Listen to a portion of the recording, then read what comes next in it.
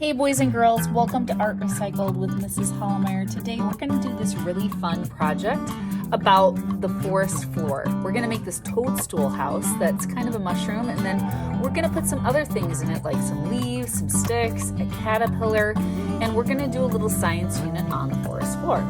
So on the forest floor there can be fun things like beetles, snails, spiders, salamanders, all sorts of life that teems on the forest floor. Moss, mushrooms, and it's actually a very active place.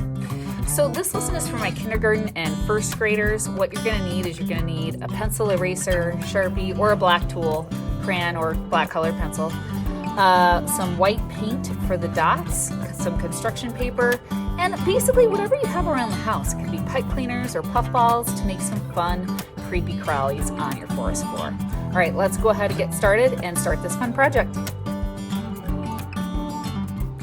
All right, so I have my paper here. I'm going to start drawing with pencil, and then I'm going to Sharpie it when I get my drawing the way I want it to look. So the first thing I'm going to make is my toadstool house. That's basically a mushroom. And so I'm going to start down here. I'm going to start and kind of do like a big upside down letter U. And so I'm going to start here, not quite in the middle, a little bit lower, and I'm going to go up. Make sure I go all the way almost to the top of my paper. Then I'm going to start to curve around and come down. And you don't have to come down at the same height that you started at. In fact, this one I'm going to go a little lower. And it's okay if you want to try this a couple of times, boys and girls. I know this shape can be hard for my kindergarten and my first graders. So if you feel like you made it too small or too big, just erase it and try it again. And if yours looks a little bit different than mine, that is okay. That ours don't look exactly the same. It's all right. So now I'm going to take my pencil here and I'm going to start over here, and I'm just going to draw a slightly curved line to the other side like that. And if I go too fast, you can just pause the video. Then I'm going to draw the bottom of my mushroom. I'm going to come over here. I'm going to come down, make a curved line. I'm not going to actually make that flat. I'm going to make that curved. And then make another straight line down like that. And so here is my nice tall mushroom for my toadstool house. Now, to make it look like a house, I'm going to put in a door and some windows and some other fun things. So I want my door, you can make it a rectangle door, but I like a door that's an arch. So it's going to kind of mirror the, top part of the mushroom. So we're going to make it a curved line. And then I'm going to add a circle for a door handle. And then maybe some straight lines to make it look like the door is made of some wooden planks. And if you don't want to add those wooden planks in your door, you don't have to. Now I'm going to add a window because I want this to look like a house, right? So I'm going to add a window here. So I did a circular window. And I only have one window, you see, in this one, but you can make more if you want to. So maybe I'll make another little smaller window, maybe like right there. Up to you, right? And then I'm going to take my Sharpie marker and I'm going to right now Sharpie all my lines. Oh, wait, you know what? Even I make mistakes. I almost forgot something. I have to make the line that separates the forest from the ground, because after all, this project is about the forest floor, right? So we actually aren't going to put the line of the forest floor down here. We're going to put it up here. So I'm going to take my pencil, start in the middle of the page, and I'm going to go over, and when I hit the mushroom house, I'm going to stop, jump to the other side, and continue on. Because our toadstool house is in front of that line that separates the forest and the ground. So when you have this all drawn out and you like it the way you want it, then you're going to take a black tool. It could be a black crayon, black colored pencil. I have a black Sharpie, and you're going to trace over all of it.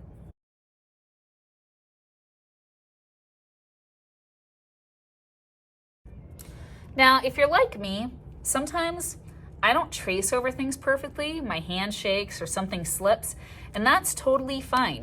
I can just take my eraser, and I call it trace and erase. After I trace, I tend to take one of the big pink erasers in the art room, and I go ahead and I erase my leftover pencil.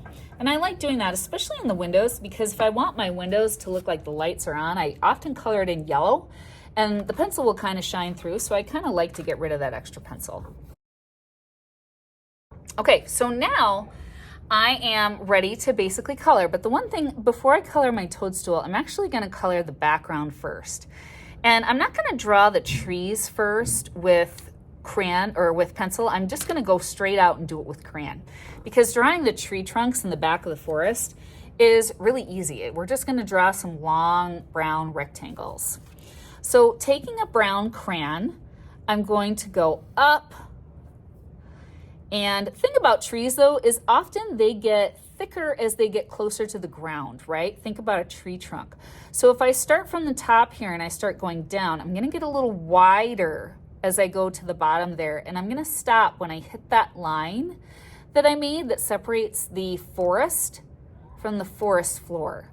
And then only from that line up, I'm going to color in this brown rectangle.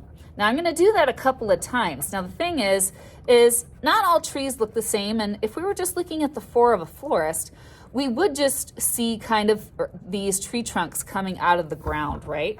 So I'm going to go up, again, get a little thicker as I come down, but watch this. I can even kind of make my tree trunk look like it's splitting into two big branches. Instead of coming down all the way, I would shoot back up.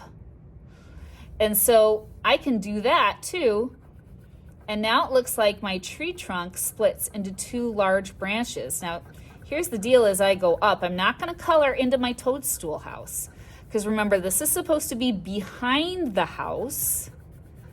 So we want to leave this alone. We would only kind of color around it. But if this split tree is too hard to do, again, you don't have to do that. Maybe I'll do a tree trunk coming from behind the toadstool house like this, and I'll color it in here.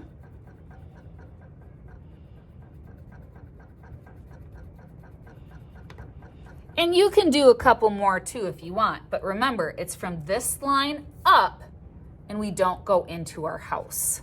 Maybe I'll add even another branch here. I can do that too, just by adding another rectangle that runs into the first, right?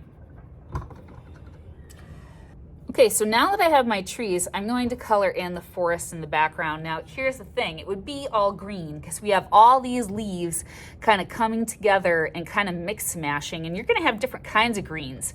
So notice I didn't pick one kind of green. I picked a whole bunch of greens.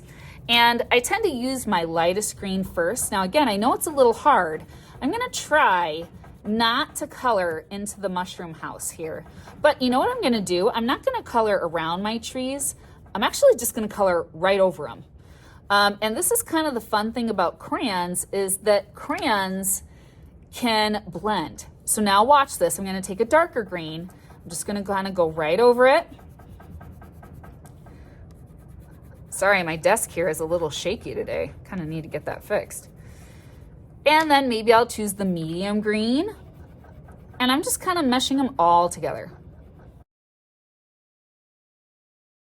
So there we go. There is kind of the background of my forest behind my toadstool house. And I love watching all those greens just kind of mix together. And if the brown smears a little bit, that just adds to the look of the forest too. So now down here, I'm going to mix together brown and the dark green. So think of the ground, you know, it's kind of like dirt and then it's grass or moss kind of all mixed together.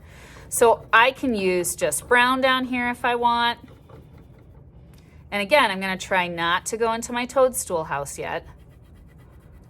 But then I might mix some green in with it. And some kids always ask, hey, Mrs. H, can I use only the dark green? Sure. That's fine. I mean, it's your project. And look at that. Even though I try not to go into my toadstool house, I did a little bit. It's all right.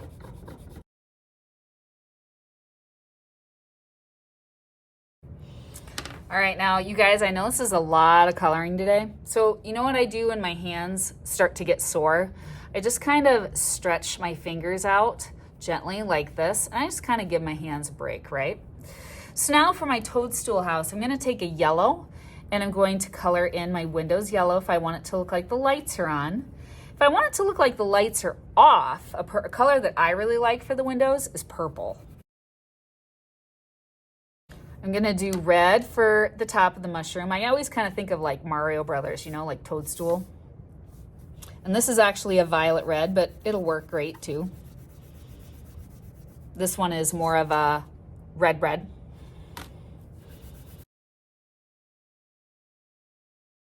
Oh man, now that was a lot of work. Now I only have one last thing to color, and it is the door and the stem of the mushroom. And I just like to use just one color, just plain brown, and I fill that all in. But again, yours can look different than mine.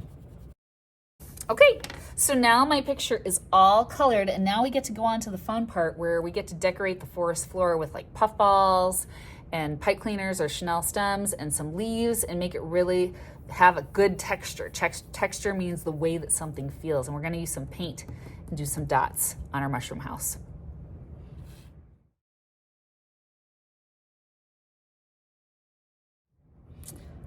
Okay, now I have a whole bunch of fun things here that I found. I found some puffballs, and I like small ones for this that work really well to kind of make a caterpillar. I found some pipe cleaners, and I found some white acrylic paint. The paint I'm gonna use last. We don't wanna use this first. So I'm gonna put that to the side, and then I have some construction paper to make my leaves. I'm gonna use liquid glue for this. Liquid glue works better when you're kind of gluing things like this down. There might even be some string that you could use too, but this is what I found today. So I'm going to put my black caterpillar down here. I'm just gonna put some dots of glue, add them on.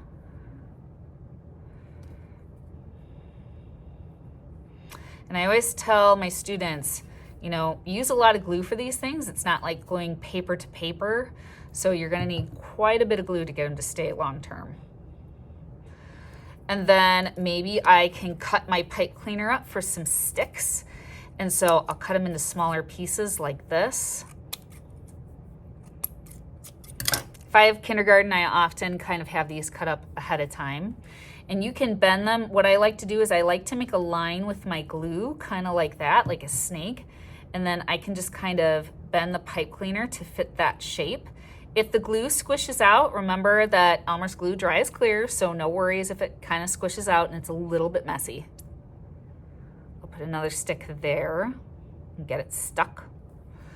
And then I found this chenille stem, and it kind of reminded me of like a bug, maybe a centipede or something like that. So I'm gonna cut part of this off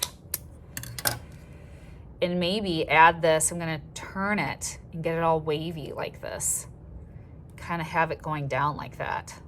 Ooh, I like that. So I'll put my glue in that shape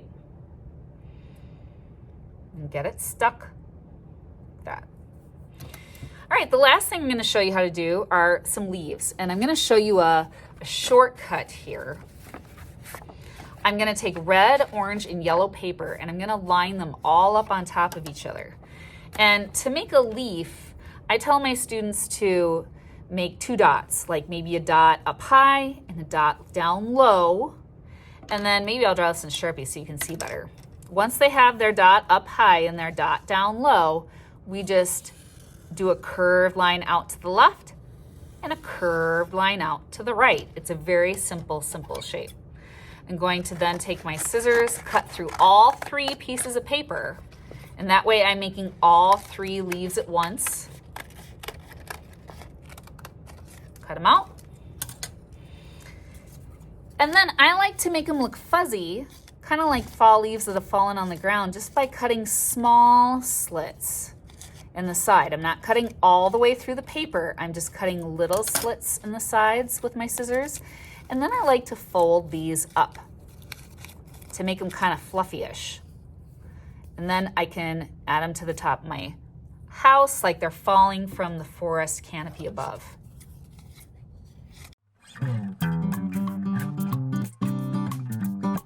All right, now if you want to stop here, you totally can, but I like to do one last thing.